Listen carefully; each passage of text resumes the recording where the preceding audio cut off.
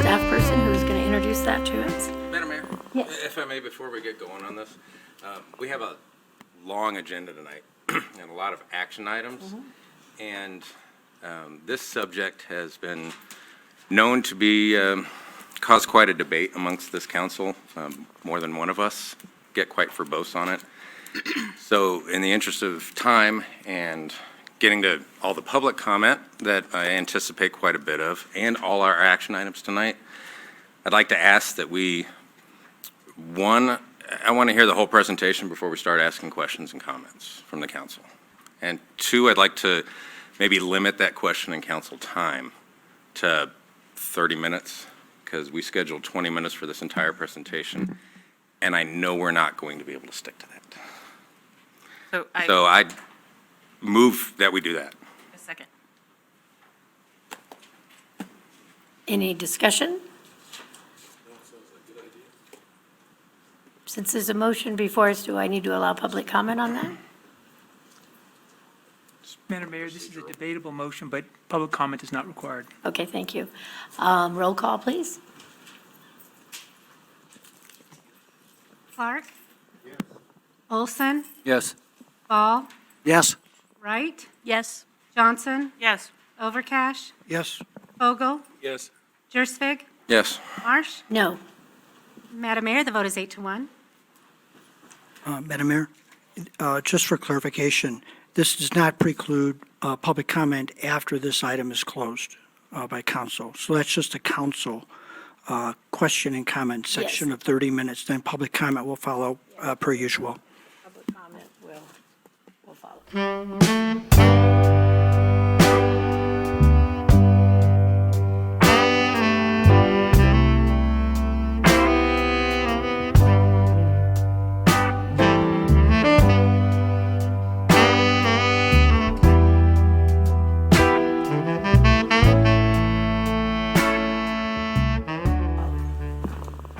All right, Rod, are you going to lead us off? Good evening, Rod Wensing, your Deputy City Manager. I'll be doing the introduction here. Specifically for people to be allowed to vote. That's a state law issue, not a federal tax issue. Matter of fact is, in 2004, when the districts were formed, there was a Tabor election. And while there may not have been 25,000 voters at the time, those who were eligible did vote, did authorize debt, did authorize spending consistent with state constitution, did authorize the issuance of taxes or the imposition of taxes to repay that debt. And that is very, very consistent with every metro district that I've ever been involved in. And the electors, were they anybody other than the McWhinneys? Not at the time, no. No, so the McWhinneys decided to indent that. And Well, the McWhinneys were eligible yeah, to vote. so, but I mean, it's kind of misleading to imply that possibly 25,000 people had a vote when, you know, it was. At this point, is there anybody that is not a McWhinney or a family member or employee that serves on the board of District 1? No, What about District 2, 3, 4, and 5? no, no, no, and no. Okay, all right. Let's see, I have some.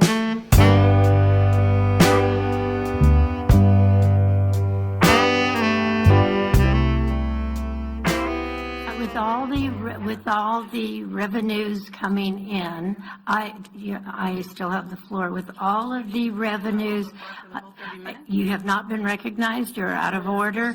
You are out of order with all. With all of the revenue, with all of the revenue coming in currently, which is largely going to go away in 2029, if you